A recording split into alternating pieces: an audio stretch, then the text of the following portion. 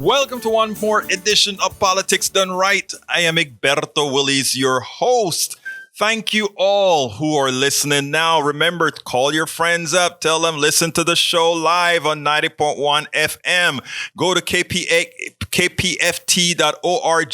Listen live to the stream if that's what you prefer. Go to your phone. Check it out on TuneIn. There are a lot of ways that you can pick us up. KPFT 90.1 FM. First of all, I want to give a big salute to our board operator, engineer, and all-in-one telephone operator, El Senor, Brother Stuart. Brother Stuart, how are you doing today, sir? I'm great, Egberto. How are you? I am doing great. You're in there holding down the fort. You know we're doing perfectamente bien. Todo bien. Todo bien, todo bien. Anyhow, folks, we have some special news for you today. The prison show tonight between 9 p.m. and 11 p.m. is live again, which means you can call in at 713-526-5738. Again, that number is 713-526-5738. We are what would I call the nationally recognized prison show live. And, you know, we're listened to all over the place. We're going to have Hank Lamb and crew.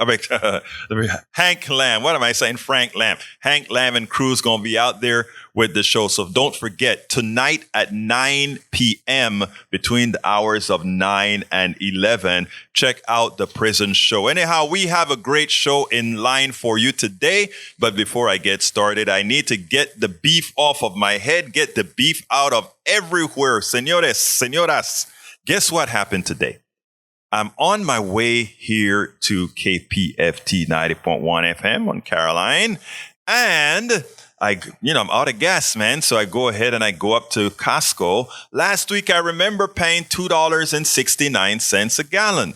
Today, I paid $2.49 a gallon, a 20% decrease. Once again, from $2.99, $3.19, $2.99, $2.79. Let me tell you something, folks. Remember, Politics Done Right told you this several months ago. Several months ago, you were listening to the mainstream media telling you that gas prices were up because we had a shortage because of the war. We told you all those things were inculcated in your minds from the mainstream media. All these things were being told on ABC, CBS, NBC, MSNBC, all these areas.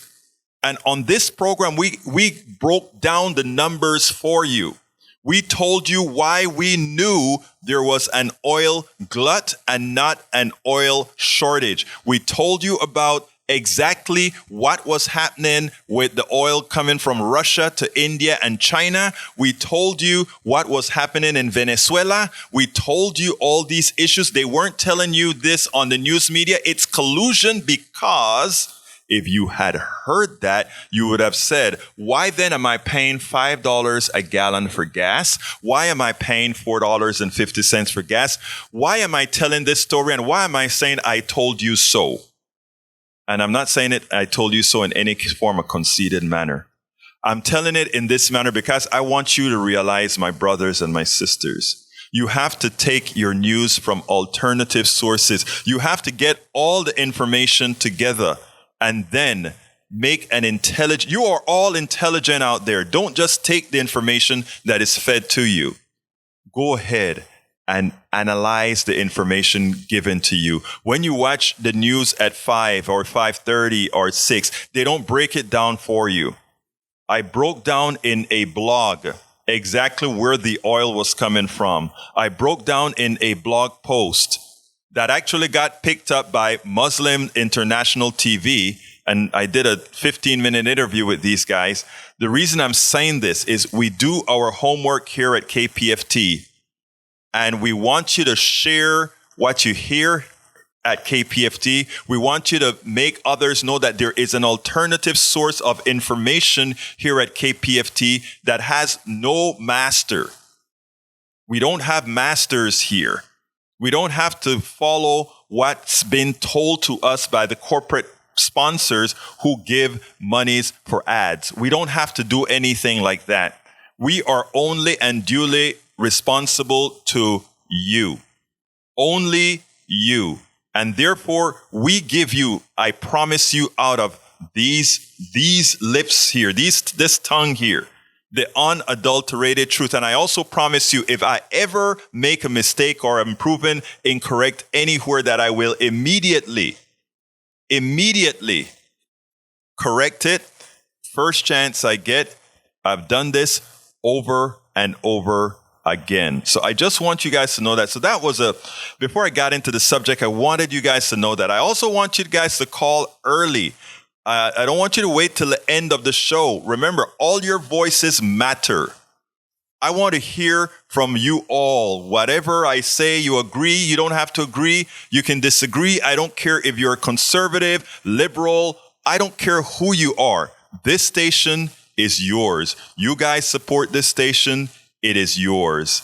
713-526-5738. Please hit the number 2 to get on air. And we have our first caller, and that is Ray. Come on in, Ray. How are you doing today, sir?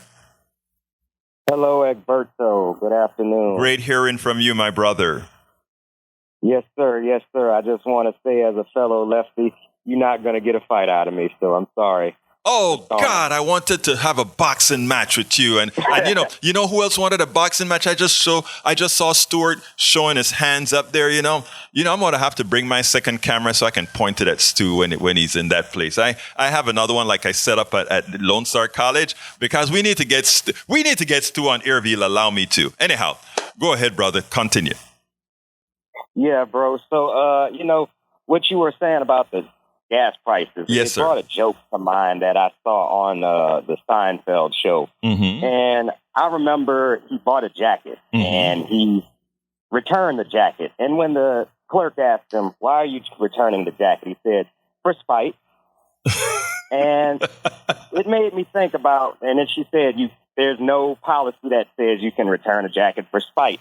Right. But yet, what I look at with the gas industry, what they did to the American people was very spiteful, yes, if you ask me. Yes. Because they were so sour and so salty that they lost all those profits while we were in lockdown, right, trying to stay safe from the coronavirus. So they said, you know what? All these people are anxious to get out. We're going to make sure that we profit here and capitalize, as we are a capitalist nation, off the anxiety of people and the heightened desire to want to be outside and travel. And you said it, that they did that because they knew the demand would go up. Mm-hmm. I am glad you put it that way. I think you put it a lot better than I said it, Ray, because what happens is the following, right? Because you also gave it context, the context of not having been able to drive for all that time, which means all the gasoline money that we were spending before, we now had it locked up somewhere. So we had it to give back, and they decided they weren't going to allow us to invest that into our own wealth, but to give it right back to them. So I love the way you context that with actually the pandemic and the anxiety to just get out there, and they knew they could take advantage of us then. Yeah, and now also with the stimulus checks, they knew we had the extra money, just like you said. Right. It reminds me of a not so famous saying that I heard in Malcolm X: "Get your hand out of my pocket." I feel that every time I have to go in my wallet and I see, my mother tells me about the groceries going up when she has to order her groceries to come up. I mean, it's hitting everybody. And I mean, especially the population of people who are on a lower or fixed income, because they don't get adjustments. So, it's robbery. Let me tell you what. Legal stuff. Let me tell you the kinds of actions that we are looking at with some of the organizations that we're planning for in 2023. Let me tell you, the way that we are going to force the plutocracy to do the will of the people is we can't do it all at once, but we're going to have targeted selections on different industries where we let them pay for what they have done and are doing to the American people. And the first thing we have to do is get a buy-in from the people, and just having folks like yourself and others who or have seen the light, spreading it. They always talk about the light being the best disinfectant, right? as long as we have that, Right. Ray, and we started, a lot of people throw their hands up in the air. And one of the articles that I, wrote right before the election on the newsletter. And by the way, guys, you can go to get my newsletter at politicsdoneright.com/newsletter. Politicsdoneright.com/newsletter. A lot of the newsletters that I sent out just before the thing was, folks, don't lose hope, right? Don't lose hope. Remember, ignore the polls and go out there and vote your financial interest. And I'm going to tell you something, because Democrats are throwing their hands up in the air. Yeah, stuff went well, all that kind of stuff. I'm going to tell you who I want to salute. I want to salute a lot of those independents also. I want to salute a lot of those Republicans also. And let me tell you why. Take a look at who voted in 2022. And if you look at the numbers, what you're going to see, Ray, is, yes, we had heightened voting out there. But what we also found out is that more Republicans voted than Democrats. All right. So if more Republicans voted than Democrats, and Democrats overperformed, and I'm talking progressives and others as well, it also tells you that a tide is turning where people are not making an ideological vote, but are saying, finally, we have to start looking at our interests. And that's all we ask people to do. Vote your economic interests, vote your interests, and move forward from there.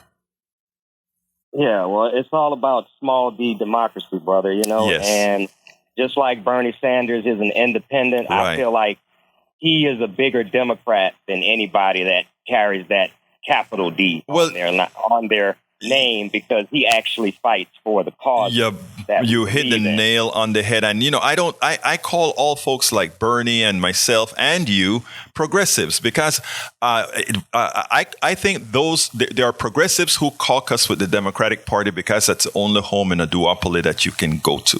Right.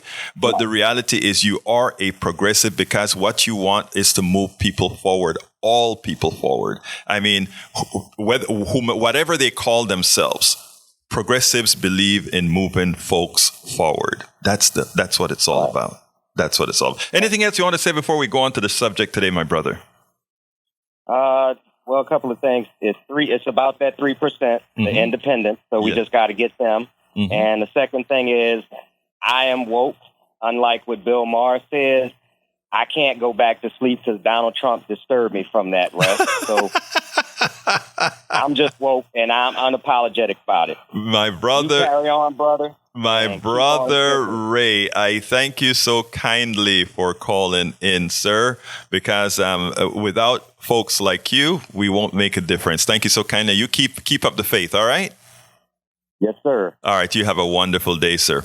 Anyway, always great hearing from Ray. And we have a new caller here. Let's go ahead and go to Ashley. Come on in, Ashley. How are you doing? Hi, doing well. How are you? I am doing fine. Talk to me, please, Ashley. Are you a first-time caller to Politics Done Right? I am, yeah. Well, and I'm actually a first-time listener as well. Well, it's wonderful hearing your voice, Ashley. Tell me what you want to talk about. I want to talk a little bit more about oil prices. Sure. Because it sounds like from the limited amount that I heard, that there's a notion that oil and gas companies control oil prices. Yes, ma'am. And so I wanted to understand and hear a little bit more of your perspective on that. Okay, let me explain. Let's start from sort of the raw material kind of thing, okay? We have right now accessible oil. In other words, oil that we can reach at superbly oversupply of oil, not only because of Saudi Arabia, Russia, and Iran, which are the largest reserves, but the largest reserve in the world is right south of us in Venezuela.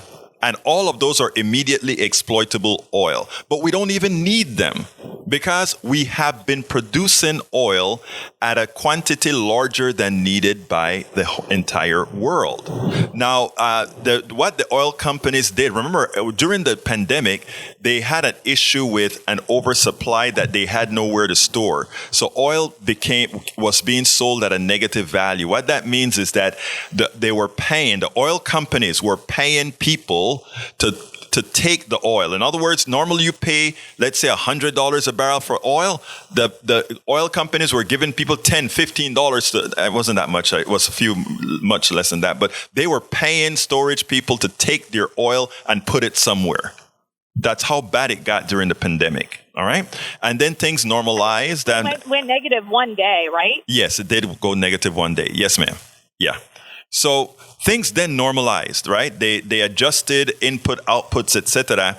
But again, that was all adjustable and they did it. Now we are coming out of the pandemic. Still, we never had an oil shortage. There was always a lot of oil. But the way to get the gas prices up are twofold. One, you go ahead and say, we kind of reduce supply a little bit to clean up refineries. So we went ahead and put some refineries down, took them offline or whatever to kind of take some of the gas out of the market. Remember, they never took. No, wait a second. Go ahead. Sure. So sure. Have you worked in a refinery? Yes, before? I have. Yes, I have. And not only have I worked in it. So have I. Yeah, not only that, but I also have a few executives who are good friends, and we have this conversation all of the times. All of the time. Wonderful. Yeah. So you understand that a lot of the decisions that are made around refinery capacity Yes. are not intentional decisions to limit supply in the market and manipulate pricing. Let me stop you for a second right there, because at your level, what level are you at, I should ask first, at the refinery? I don't work there currently. But when you did work there? Past. Yeah, when you did work there. I was an engineer, and I also was in charge of the coordination and economics. I love you. I'm an engineer myself. Those decisions. I love you. I'm an engineer myself. So, I mean, let me tell you, it doesn't happen at your level. These are all aggregation between companies, etc. There was never once, Ashley, never once was there a shortage of gasoline ever. In fact, what I tried to tell folks when I went on to Muslim TV to talk about this, because just like you are hesitant to accept what I'm saying, right? These guys were like, there's no way what you're saying make any sense, Egberto. No way. And then we went into the numbers, right? Not only the crude prices, we went into how gasoline was priced and even now how diesel was priced. And by the end of the conversation, it was, how the hell did they come up with a price of $5 when you could go to no gas station in the United States and not have gas? The laws of supply and demand, and we got this, and I did all my electives in economics. And the laws of economics in a truly unfettered capitalist system would have told you that if there are not shortages at any particular gasoline pump, that there is no rationale for prices to double. That's basic economics 101. And what happened, Ashley? What happened is, irrespective of real economics, these guys had what's known as pricing power. In other words, they had the right to charge as they pleased. But what happened is, as the curve went down, as the economic curve went down, what is happening to gasoline prices, as I stated on Muslim TV, had to happen because we started to get the glut, even as Saudi Arabia was taking 2 million barrels off the market this month. But you can come in, my friend. Right. I think the one hesitation is that you refer to oil and gas companies in America as a collective group. And there are quite a few very serious and robust laws against antitrust. I agree. Things that would very much prevent the kind of mass American coup, if you will, to be able to, everyone agree to raise oil prices. Actually, so I agree with you. I agree with you. How do you explain, Chevron not reducing price to make money to then incentivize an ExxonMobil station right next to it? I love you for that question, and let me explain exactly what happened there. In America, since we've had McCutcheon pass at the Supreme Court and Citizens United, most of our politicians are bought. So there's nothing in as much, forget about Democrats and Republicans, because that at the neoliberal level, that does not exist. The oil companies own them both. The healthcare companies own them both. And what happens is the following. Biden goes out there and he puts out this tacit threat out there that if you guys don't do something about prices, we are going to create a windfall profit tax, knowing deep inside that couldn't possibly happen because they would never have gotten the votes to do it. And that's the reason why you can have collusion today, and it doesn't happen in such a manner that you can identify it, right? In other words, you can't go ahead and say, well, the head of Chevron and the head of Exxon met together to do XYZ. This thing happens with... That doesn't make any sense, because then nothing is preventing the American down the street from going to where there's cheaper gas. No. So if you're going, you just answered to get. You answered the question. You just answered the question. Right. So they're going to go to get cheaper gas. Right. Cheaper gas, and so unless you're artificially inflating it and keeping it high, which that's not a decision that's going to get better down to every single gas station in America. Actually, then there's no way to explain why gasoline prices would be artificially Ashley, you answered the question. Inflated. Ashley, you just answered the question yourself. And let me explain. You just answered it. At the producer level, the level that all the independent gas stations buy the products, right? That's where it's inflated at that level. It's not inflated at the retail level. Remember, there are three different points in the gasoline. It's inflated on the producer level. It's not inflated at the retail level. And here's where I talk about the collusion that we're talking about. You said the magical thing about how an economy works and how supply and demand should work. In other words, if I go to gas station A and the price is too high, I would jump to gas station B because they're going to want to compete to get more of the gas. But if I make sure that supply is such a manner, I have pricing power, and we actually control the way we deliver that on the producer level, then we hold control, Ashley. Again, remember, this is not magic. There was always an oversupply of petroleum, and I think I've proven that with Saudi Arabia cutting 2 million without an effect, with there being an oversupply. Sour oil in Venezuela, yes, but they're still pumping, and don't believe it's only 230,000 barrels because it's actually quite a bit more than that, and Russia's still delivering. There was always the supply.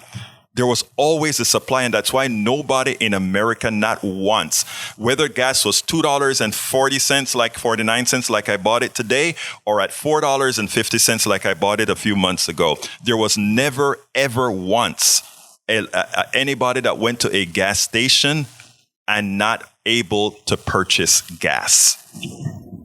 And I think you have to agree that... I just think you need to be careful to not deceive listeners, to start to understand that there are real people that work at these companies, Ashley, that at many, many levels in the organization that have no desire whatsoever. Ashley, you are correct. Rob their fellow Americans. Don't hang up because I want to tell you this. Don't hang up because I want to tell you this, first of all. You're an engineer, okay? You're a smart woman. There's no time ever that I speak on these issues that I'm going after the people who make things happen. There's no time that I go after the people who are the innovators. You all are. I understand. I just think that when we other, anytime that we are othering and demonizing any industry and any company in particular, that goes part and parcel to demonizing the individuals that work there. I understand. And I will try to, and I will learn from you in this one. I will try to make that whenever I'm pointing this out. I usually write this in my blogs, but I will point out exactly what you just said there, because that is correct. I am completely against the executives in these companies that play the games, not only with us, the American people, but you, the worker, who are the actual innovators. And if you look at my writings, you'll see that that is exactly where I've always fallen. So I take what you're saying exactly as you say. We should not authorize the people who are working in the oil industries, which many of them are, in fact, in my circles. Thank you. And thank you very much for the explanation. I know you have to move on to other callers. Right. You have a wonderful day, my friend. All right, folks. 713-526-573. Interestingly enough, Oil was not going to be the topic of the day. But if anybody else wants to talk about the subject, you can call in 713-526-5738. Again, hit extension 2. Again, that number is 713-526-5738. Hit extension 2. Would love to hear your opinion, just like Ashley had her opinion and she wanted to get some clarifications, and we tried our best to do that. That is what we want here, folks, to call in and let's learn together. The other subject that I had before I go to the main subject on crime is as follows. Sinema decided to become an independent today. I don't know that means much as far as Biden and Schumer are concerned with the Senate at all. I don't know. It all depends on whether she caucuses in such a manner that she allows, let's say, Democrats to get the majority on each of those committees as they need if they want to pass bills, or rather if they want to get the right kind of Supreme Court justices passed, etc. But what is concerning to me in issues like this is it's almost a deception against the people who voted her into office. Many progressives thought she was the one. After having been a part of the Green Party, one would have expected her to fulfill the needs of her constituents. Too often, that is not the case. I hope that is the case going forward, but we have a caller in, Teresa. Let's go ahead and bring in Teresa. Come on in, Teresa. Hi, how are you? Oh, I'm fine. Talk to me. Well, I was reading what you said. I guess you send me a notice. Thank you. You must have gotten my newsletter. About a topic, and yes. You had one entitled Arizona Senator Kyrsten Sinema, a traitor to the working class, leaves Democratic Party. What now? Yes. So anyway, I just thought, wow. And I wanted you to expand a little bit on that. Okay. Let me go ahead with Sinema and put it this way.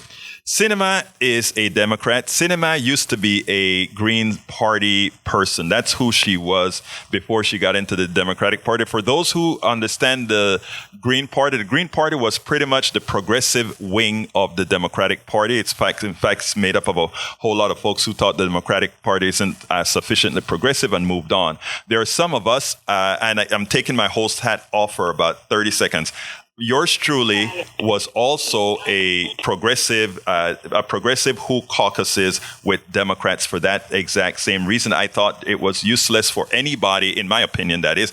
I'm going to have some people at KPFD that are going to slap me and says, Green Party is okay. But anyway, I don't think that's, I think you have to caucus in a duopoly where you needs to be. Okay, hat back on. Now, host hat back on. Now, when it comes to Sinema, Teresa, Sinema was responsible for the most part for not getting Build Back Better through. And I don't want folks to look at Build Back Better as some Democratic piece of legislation. I want America to look at Build Back Better as starting to repair many of the ills of the past. In other words, the working class has been decimated over the last 40 years. Since Reaganomics came into inception, the working class have been completely decimated. We've had the 20%, the top 1% we know gets everything. 10% are the manager class, and they've done fairly well, and they've increased their wealth. But then the 20% have been holding pace. But the bottom 80%, they just have not been doing well. As Richard Wolff, economist, would say, is the corporate America has fooled them by giving them easy credit. In other words, whereas they didn't give them raises, what they gave them was a hell of a lot of credit, and using that credit, they were able to have the semblance of prosperity.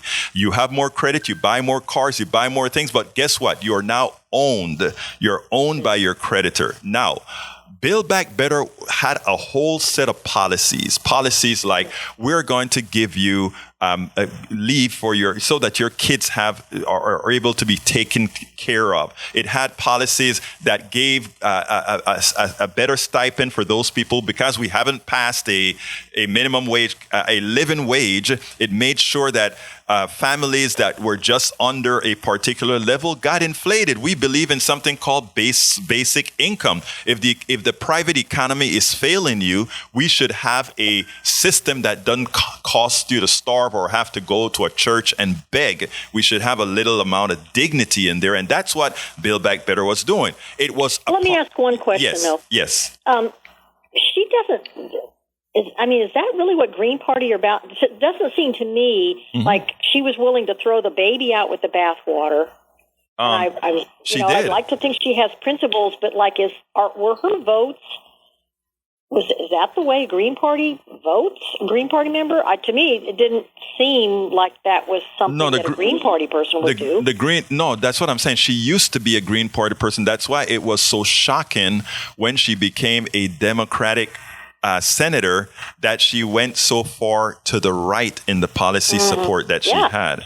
That is what I really meant. I probably kind of mumbled myself when I said it. You were right. You're right. Yeah. Okay. It makes sense to me, but I still don't quite understand why she did that. Okay. I don't get it. I don't, and I don't think any of us get it. This morning I was reading Daily Kos and they were going utter mad. And my thing was a bit more measured. I'm a bit more measured in that. Look, as long as she works appropriately in the committee system, it would be fine because it wouldn't hamper the way we get judges elected, which is the strongest, in my opinion, the strongest arm of government. Even though, like they like to say, we are a three department government that somehow three equally. Yeah, I don't believe it at all. I think the judiciary is the strongest part of the government if you take a look at how it actually works. But anyhow, so Sinema she and to some extent Manchin pretty much insulted the working class. Unfortunately, our mainstream media has not done a good job in explaining what they've done. I mean, we have Manchin who said, if we give these people childcare, they're going to spend it on liquor and gambling.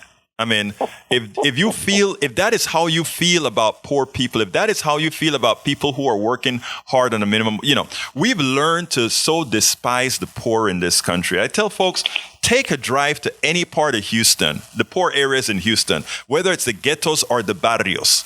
And every single one of those stations, those bus stations, are filled at 7 in the morning. These people work. But in order for us not to be the government that we should be, we just throw them to the dogs. We like there's something wrong with these people, and there's nothing wrong. They've just been in a situation that puts them in that light, both socially and economically. But anything else you want to ask, or did I answer that question good enough, or do you need some more? No, you were fine. Thank you very much for your input, and thank you very much for your notice that you send me about, what you're going to talk about on the show. Well, great. So, and how do people sign up for that? You can go to politicsdoneright.com/newsletter. politicsdoneright.com/newsletter. And what I'm doing now, Teresa, is before the show, so that people can kind of see what we're talking about, right, is to have a written thing that they can do it, so that even if I get off subject, whatever the show is going to be about, they can read about it as well. Yes, you're right. All right, thank you. Thank you so kindly for calling in. Folks, give us a call, 713-526-5738. Again, that number is 713-526-5738. Now that Teresa allowed me to talk about the cinema issue and Ashley allowed me to speak about the oil issue, it is time for us to take on the main subject at hand. And by the way, Teresa, if you're still listening, I think you are actually responsible for this subject. And like I tell all our listeners, if you guys want me to talk about something, whether I'm going to talk about it immediately or prepare where I can give you real stuff the next day, always send me a drop a line at info@politicsdoneright.com, info@politicsdoneright.com, and say, Berto, we need to speak about this. I want you to speak about that, and we will do that. This is your show. Don't you ever forget that. 713-526-5738, 713-526-5738. Subject at hand today, as Rourke, who plays that wonderful music before our show starts. You know, I'm addicted to Rourke and his music, man, you know. And then that voice, right? You know, it's Rourke. But anyhow, Houston, the title of our show today, and by the way, on the internet, welcome Eric Hayes. I forgot to salute you. I've been reading some of your stuff. I know that you're ecstatic that cinema did what she did. We'll talk about that at 3 o'clock. Don't you forget, we're going to talk about that at 3 o'clock. All right, let's get into today's actual, the other piece of today's show. It's titled, Houston Politician and Salesman Illustrate Why Crime Cannot Be Problem Locally or Nationally. And the subtitle, and I need to expand it for my eyes here, is State Senator John Whitmire, Furniture Salesman Jim McIngvale, and Crime Stoppers of Houston CEO Rania Mankarious show an unexplained ignorance or disingenuousness about crime. And here's the post that I really want folks to check out. It goes as follows. Back in July, 3 prominent Houstonians wrote an opinion piece in which they blamed the Harris County Commissioner's Court for not doing enough to solve the crime problem in Houston. To be clear, crime increased all over the country during the pandemic. There are likely various reasons, including people being locked in, pandemic, fatigue, frustration, depression, and poverty, among many others. State Senator John Whitmire, Furniture Salesman Jim McIngvale, and Crime Stoppers of Houston CEO Rania Mankarious showed an unexplained ignorance or disingenuousness about crime in their opinion piece. One could easily conclude that these people are writing an orchestrated hit piece against Harris County Judge Lina Hidalgo for attempting to solve the crime issue, not in the manner it was always done, but at the source of the problem. The hyperbolic first paragraph of the op-ed defies reality. This is what the first paragraph said. At the first ever State of Public Safety event in Houston last month, a bipartisan group of our region's top law enforcement leaders joined with Crime Stoppers of Houston, other nonprofit groups, and most importantly, the families of crime victims to enhance efforts to address the crime epidemic that is devastating businesses and families and destroying too many lives in Southeast Texas. Even the mere act of our standing together, people from different backgrounds and of diverse political persuasions, show that it is possible to find common ground and unity of people of purpose when it comes to the most fundamental issue in any community, public safety. That is their stuff. My reply. It is true that crime in the entire country has been up since 2019, but it is on decline. If slowly now, to state that it is an epidemic level that is devastating business is simply a lie. Crime is epidemic and devastating for anyone that is a victim of crime. I repeat, if crime occurred on you, it's the end of the world. It is bad. I feel you. You don't want to be the victim of crime. You shouldn't be the victim of crime. You shouldn't die because of crime. That is understandable. But the absolute vast majority of Houstonians, Texans, and Americans will never be touched by crime. The media will highlight it for purposes of their benefactors, but most Americans will never, ever be a victim of crime. So why the fear tactics? Why is the media suddenly highlighting crime in a disingenuous manner that in the aggregate does not affect substantially more people? You guessed it. Profits for the few. We can always find a way to make a profit from the bodies of the working class. The article points out the following, and this again, back to the article. First, we must come together in acknowledging that crime grew dramatically between 2020 and 2021, with only some small decreases in the past year. We cannot solve a problem if we are unwilling to accept that a problem exists. But put simply, crime is too high. Using data from the Houston Police Department and Harris County Sheriff's Office, Crime Stoppers compared January to May of 2022 with the same month in 2020 and 2021 for a mid-year crime report. We found the following: 36% increase in firearm-related offenses, 24% increase in homicides, 11% increase in aggravated assaults. Okay, this is me now. That was what they wrote. That's all they wrote. Notice that these purported leaders refuse to identify the most obvious solution to the problem. Our Republican state legislature unloaded guns onto the streets of Texas. Virtually everyone has access to guns now. So if one gets temporarily uncontrollably angry, the availability of that profit-driven, politically incentivized gun easily adds a few points to our gun violence and murder rates. But they did not address that reality. They did not address that reality. A few days ago, a Florida man got upset with his neighbor in the condo's laundry room. Just a 71-year-old guy, older guy. You're 71. Sometimes you get frustrated. Some people just kind of piss you off. He argued, got mad, then shot his neighbor dead. As the wife came running to the room, she heard shots. She went running to the room, and the neighbor shot her dead too. This is in a condo, nice place. He then walked to his unit and told his wife, "Call the police. I just shot Henry and Ginger." This is another increase in gun violence and homicide directly attributed to gun policies.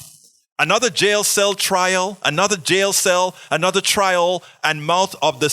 another mouth for the state to feed for decades. These are stories behind the crime increase, and unless one chooses to do the intelligent thing and understand causality, brute force troglodytic solutions are not the answer. They are simply not the answer. The willfully naive op-ed writers wrote the following, and I'm sorry to call them willfully naive because I know these guys and they are smart people. There is only one reason to take this stance. This is what they said. Before any criminal commits a crime, they weigh the risks. Our law enforcement leaders told us that criminals in our area today are emboldened because they know our justice system is broken. They know our law enforcement agencies are stretched thin. They know cases are backed up, and if they have 4 or 5 or 6 charges pending against them, they can plead down on one. They know current punishments are lenient. Really? Have these guys ever, and I'm speaking now, have these guys ever had a heart-to-heart with a perpetrator of these crimes? I've spoken to deep, hard criminals. They don't think like that. Most of these crimes are opportunistic. To believe that they sit down and calculate anything about getting caught is a joke. For many, jail represents a warm meal and a fairly comfortable place to sleep. Most importantly, they are betting on not getting caught. And this is what drives me crazy. When you have a whole lot of folks making policies, spending our tax dollars based on bad information. Why is it we have been doing things the same way over and over again with the same results? It's not that we don't want to fight crime. It's that understand the causality. Understand the causality. The solution is not all that complex. The problem is that it makes little money for the privateers, right? You see, locking criminals up is not the complete answer after all. They are not in jail forever. It costs a lot to house them, and they leave the jails as better criminals since, as a society, we invest little in real rehabilitation. Putting more boots on the ground is not the answer. as it just creates better criminals as they figure out better ways to evade those other boots on the road. Worse, when taxpayers decide they want reductions, the enhanced criminals are ready to pounce. We don't want to pay taxes, so we cut services here and we cut services there. And when we cut right here, suddenly, guess what? Less governance on the criminals. And what does the criminals do again? They pounce. One must solve these problems at the core. We must lift people out of poverty. We must have support for reliable, safe child care for working parents. We have to get rid of the latchkey kid. A latchkey kid, that kid that is home alone because they don't have adult supervision, and the older friend who knows that kid is home alone and turns them on to bad living, to a living of crime, using that kid's innocence to go and start petty crime because they know if they get caught, they are going to go into juvie and won't have a record, etc., and using it as an industry. You see, if you don't think beyond the law and order, lock them up, you don't really find solutions, and you forget the humanity of people. You forget that we're human beings and we are basically a victim of our environment. And that if we have a good environment, that would be good victimization. That don't make sense, but you know what I mean. And if you have a bad environment, likewise, you need to have support for families. So one must solve the problem at its core. We must lift people out of poverty. We must have support for reliable, safe child care for working parents. We must ensure family incomes are sufficient to allow a family unit to thrive, to thrive with dignity, not to have to go out there and beg. Most Americans that I know, most Americans that you know, most Americans, all of us know, are very, very hard workers. The plutocracy would want you to believe they're loafers, and they want you to believe that because they know that if you know that most Americans work, you are going to support policies that mitigate what the private sector through corporations have done to the poor, the middle class, the working class. If they know that you understand the dynamics, if they know that you understand how these things work, how the system works, they know that you will support equitable policies. But because they know that we have a purchased media that really make crime a bigger problem than it is to scare you into voting for people who are going to build more private jails, who are going to build these infrastructure projects that make a lot of other people money as the crime rate stays the same. Look. Like I mentioned earlier in the beginning of this program, let's come to KPFT, Politics Done Right, and these types of programming, not to hear information that they're feeding you from the outside that actually seems plausible but has not ever made any sense. Or you can come to a KPFT that really, really out here is doing that investigative reporting for you, and that you can actually check on. Anyway, we can choose to invest our monies in jails, police, lawyers, and prosecutors. Or we can believe in real family values and provide help to families that will ultimately allow them to thrive. A thriving family reduces crimes. And you know what? A thriving family doesn't have any exact calculation or build-up. When I talk about family values, I'm not talking about what the old days in the 50s used to look like family values. People that live together, that are there trying to have a life of support among each other. That's all. And if that family unit has the wherewithal to make it, if that family unit is inflated, if that family unit is not left to its own devices, just to wither and die, if that family is elevated, we don't have the crime problems that we have today. The policy advocated that those who purport to believe in law and order will continue to fail. those policies will continue to fail. How do we know? Because they've continued to fail. Doing the same thing the same way over and over again is insanity. Unfortunately, for too many politicians and business leaders, that is a choice they are willing to make as they pad their pockets with blood money. End of blog post. Folks, give us a call, 713-526-5738. Any comments at all? 713-526-5738. Do you agree? Do you disagree? I would love to hear it. Eric doesn't agree. Now talk on defunding police. I mean, did I ever mention the word defunding police at all? Did I ever say that once? Now, we have a listener in the chat that says, now talk about defunding the police. It's not about defunding the police. And by the way, I will give Eric the reality. Defunding the police was likely the most terrible moniker ever chosen, in my opinion. And I understand what it means. And while I was in the fight with that, I would have to use it as a part of the movement. But I thought it was one of the poorly chosen set of words because it allowed what the mainstream news media is doing with crime to somehow take hold.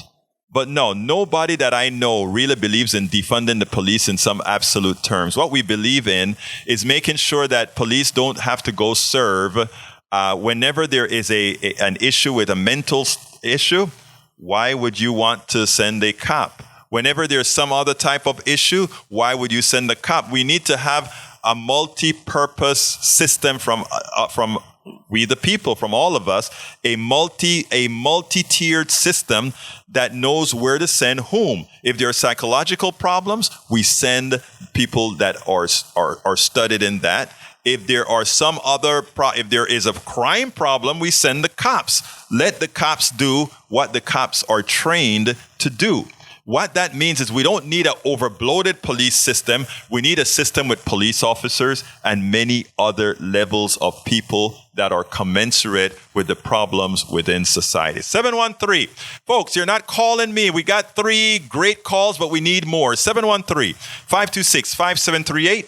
Again, that number is 713-526-5738. Hit the number 2 to get on air. You'll come on air right away because all our lines are available. I want to re-announce again today at 9 o'clock, between 9 and 11 p.m., we have the Prison Show live again. Please visit that. Of course, you know, early morning, we start with our live shows here at KPFT. We have at 8 in the mornings, You Talk with our one and only Steve. Right? So come on in and You Talk at 8 o'clock. Then, of course, between 9 and noon, you have the one and only Rourke with Spaces. I mean, God, I just drew a blank. Wide Open Spaces with Rourke. And then, of course, yours truly on Monday, Wednesday, Fridays, Politics Done Right. And we have the doctor on Tuesday and Thursday, the doctor... You got to help Reverend me. Dean. Reverend Dean. You have to help me out here. But folks, give us a call. I would love to hear what some of you thought about within the context of what I said on the on crime. 713-526-5738. You have about a minute to call. 713-526-5738. A couple minutes to call. 713-526-5738. And the reason why I wrote this is somebody left a news article here from several months ago, and I said, yeah, this is a subject to cover because I don't think we did it justice during the election here in Harris County, and I think we allowed a lot of fallacies to cauterize into the minds of people because, again, you turn on TV, you see blood and guts, and I'm sure you are all over Houston like I am, Stuart. And yeah, there's crime. There's no doubt. But if you work yourself in a safe manner and you make the folks that are maybe watching you know that you're aware of your surroundings, usually there's no issue. That's what I try to teach myself, my wife. Look, anybody can get caught in crime. Anybody can. I mean, it can happen. But what we're seeing on TV as if it's like if I go outside here on Caroline, I'm going to be mugged, or if I just step out of the door, I'm going to be mugged. And you know what? Most of the people talking about this have never seen crime themselves, but they're talking about it. And I think it's an injustice to most Americans. It's an injustice to Houstonians because it allows us to make decisions on policy, on taxes and all of that makes absolutely no sense. And when we do that, it then hurts others. Eric says I'm gaslighting. He says I'm gaslighting. I would like you to tell me specifically what issue or thing I am. And he also says I'm teaching victimization. Oh, man. Wow, I didn't realize that. But anyway. I think we need to get Eric on the show and let him talk about it. Okay, yeah. The phone's ringing now. Yeah, we may be able to get one other person on. Eric, I think Stuart had a good idea. We need to get you on the line. So sometime you should actually call into the show. I mean, I love reading you, and I love you, man. I love reading all the commentary that you put on the show, on the page. I love it. But come on now. All right, am I ready for that one? Or yeah, let's go to Micah. Micah, you're on. Yeah, hi. I just want to say that you were right on point with your report. Well, thank you. Your explanation and your criticism and everything of that nature. And like you said, it's the media that is making these things a sensation. They have to produce news items that will get people to watch, and people love a good crime story. So every time you turn on the news, it's like news and killing. Every night is a killing, and a crime. And then, like you said, if the Democrats had come out and rebuffed these reports, the results of the election would have been different. Because what the Republicans really want, in effect, is to bring back those judges that they have that will put some criminal in jail or somebody in jail for minor offenses. That's what they wanted to do. And they say that the Democrats and liberal judges are soft on crime and they're allowing crime to perpetuate in the community. So if we get them out, then we would have a peaceful society, but that doesn't work. Micah, what they want to get their judges back in there to penalize you for minor infractions. Brother Micah, you're absolutely right. I have about 40-something seconds, 1 minute left. And I want to tell you thank you for that call because you hit the nail on the head. Why I try to get folks and tell them, please make us a dial that you stick with here on KPFT because you can actually interact with us. And if I say something that against the media that you think they have it right, please bring it on so we can talk about it so that we can see what we're saying is making sense. Now, when you just said about things would have been a lot different if more people have spoken up, that's what we're trying to do here. And your voice being on here as well, Micah, speaking up, actually makes a difference because when we have this dialogue, there are several listening to this dialogue, and we make a difference. We just have to keep doing it over and over again. Thank you so kindly for calling, Micah. You're welcome, bud. You have a good one. Folks, we are going to be getting out of here shortly. As soon as Stuart tells me to hit the number, I'll go ahead and say and give our farewells. But I thank you so kindly for being here. I thank you so kindly for listening to the show. We cannot do it without you, and we ask you so kindly to keep listening and tell others about us. My name is Egberto Willies. This is Politics Done Right, and you guys know how I end this, baby. I am what? Out! We spend a lot of time deconstructing the news, trying to parse it into a form that everybody can understand. We try to find those little nitpicks where it flies above the fray, etc. If you really like these videos that we do, I want to ask a big favor. Please go ahead. Number 1, subscribe to our channel. And number 2, please join if you can. Thank you so kindly for watching. Keep watching. Please remember to share. We must populate the entire internet with our progressive message, a message that we know is what most Americans say that they want. So help us, please join.